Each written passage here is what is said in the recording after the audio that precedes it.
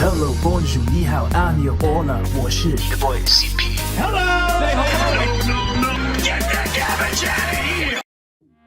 What's good, everybody? This is CP, and today I'll be going back in time to take a look at the history of the NHL draft and some of the biggest steals of the past 10 years. So without further ado, let's get it. Even though Erik Karlsson was taken in the first round, he might be one of the biggest draft steals of this generation, falling to the Ottawa Senators 15th overall in 2008. Steven Stamkos and Drew Doughty were the top two picks that year, but when it's all said and done, one could argue that Carlson might end up as the best player to come out of that draft class. Looking back, it is fun to imagine what some of the teams that passed on Carlson might have looked like today, especially the Toronto Maple Leafs. They had the 5th overall pick that year and passed on Carlson to take Luke Schenn instead. Meanwhile, the NHL dodged a huge bullet as the Chicago Blackhawks had the 11th pick that year and used it on Kyle Beach instead of Erik Karlsson. It is crazy to imagine, but if Carlson was a member of the Chicago Blackhawks from 2010 to 2015, they might have won more than 3 Stanley Cups. Cam Atkinson took a little while to become a full-time NHL player, but over the past 5 seasons he has shown that he is a legit 20 to 30 goal scorer. In 2008, the Columbus Blue Jackets were able to find him in the 6th round, 157th overall. He is currently the 3rd highest goal scorer in his draft class, only behind Steven Stamkos and Jordan Eberle. Right now, he has a shot at being the 2nd highest goal scorer in his draft class and finished with close to 400 goals in his NHL career. Not bad for a player taken in the 6th round and deemed to be too small to play in the NHL. Mike Hoffman was one of the biggest steals of the 2009 NHL entry draft. The Ottawa Senators were able to find him in the 5th round, 130th overall. It took Hoffman some time to find his game in the NHL, but since 2014-15, he has become one of the best scorers to come out of his draft. Hoffman averaged 26 goals in his past 4 seasons with Ottawa, and looks to be a 25-goal scorer in the NHL for at least 3 to 5 years. Hoffman may not be an elite superstar, but he is currently the 12th highest goal scorer in his draft class and is making his way into the top 10.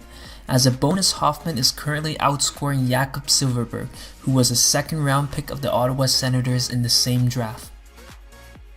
It's not hard to notice Brendan Gallagher every time he is on the ice. He impacts the game in so many ways and has the skill to put up decent offensive numbers as well. Despite being taken 147th overall in 2010, Gallagher is currently the 5th highest goal scorer in his draft class, behind elite names like Tyler Seguin, Taylor Hall, and Vladimir Tarasenko. The Toronto Maple Leafs had 2 opportunities to take Gallagher in the 5th round but elected to take Sam Carrick and Daniel Bodine instead. In many redrafts, there is a good chance that Gallagher would be taken somewhere in the top 15. Mark Stone was another huge steal in the 2010 draft. Stone was taken 178th overall and is turning out to be one of the best offensive players in his draft year. He has scored more than 20 goals and 54 points for 4 consecutive seasons.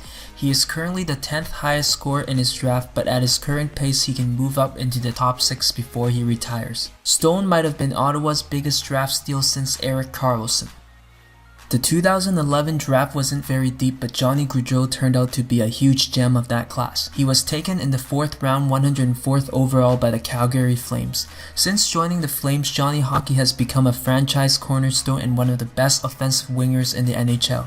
He scored over 60 points in 4 consecutive seasons and looks to be a perennial 65 to 80 point player for the next 5 to 7 years. It's funny to see that the Chicago Blackhawks had 6 picks in the first 4 rounds to select Gaudreau.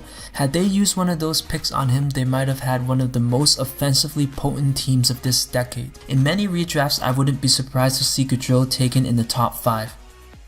The Tampa Bay Lightning found gold in the very last round of the 2011 NHL draft. Ondrej Pilat was the 4th last player selected, 208th overall. Pilat is already a top 10 scorer in his draft class with 253 career NHL points. He has a career high of 23 goals and 59 points and even earned a Calder Trophy nomination in his rookie season. The 2012 NHL draft was one of the weakest in recent memory, but the Winnipeg Jets were able to find themselves a franchise goalie in the 5th round, selecting Connor Hellebuyck 130th overall. Since entering the NHL in 2015-16, Hellebuyck has gradually become the Winnipeg Jets' #1 goalie.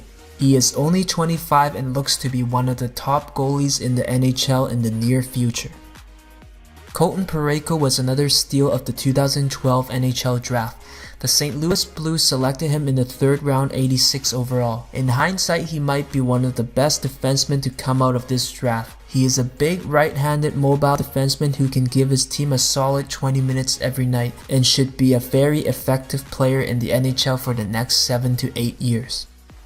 The Pittsburgh Penguins were able to find their next franchise goalie in 2012, selecting Matt Murray 83rd overall in the 3rd round. Since joining the Pittsburgh Penguins, Murray has helped them win back-to-back Stanley Cups in 2016 and 17.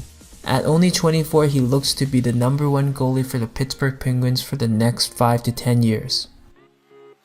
The 2013 NHL draft did not have many steals, but Will Butcher might be one of the biggest ones to come out of that draft. He was originally taken in the 5th round, 123rd overall by the Colorado Avalanche, but after leaving college, Butcher chose to sign with the New Jersey Devils instead.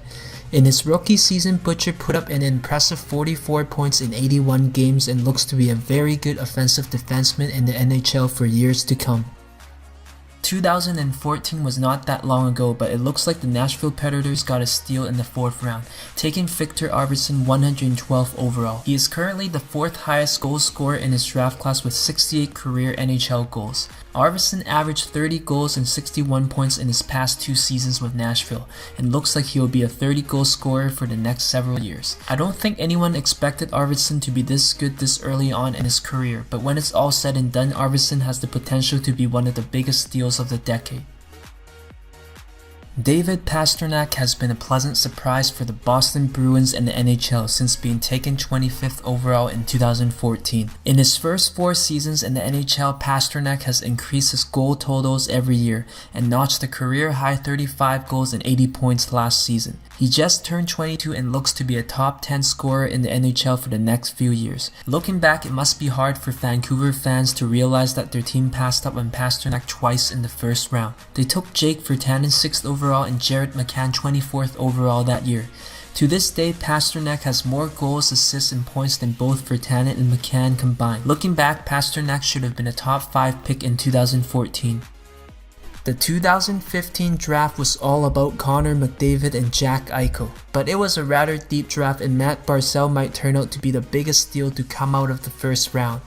The New York Islanders selected him 16th overall that year, and as a rookie, Barzal led the Islanders in scoring with 85 points in 82 games.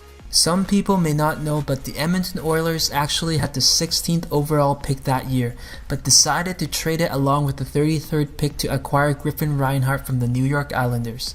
Had the Oilers kept their 2 picks, they could have drafted Matt Barzal along with a player like Sebastian Aho or Brandon Carlo to play with the talent they already had in place. It is still early, but in many redrafts, Barzal should have been a top 4 pick and should have been taken by the Arizona Coyotes or the Toronto Maple Leafs. So that's a look at some of the biggest draft steals of this decade. In your opinion, who is the biggest draft steal on this list? Let me know in the comments section below and I'll see everybody next time.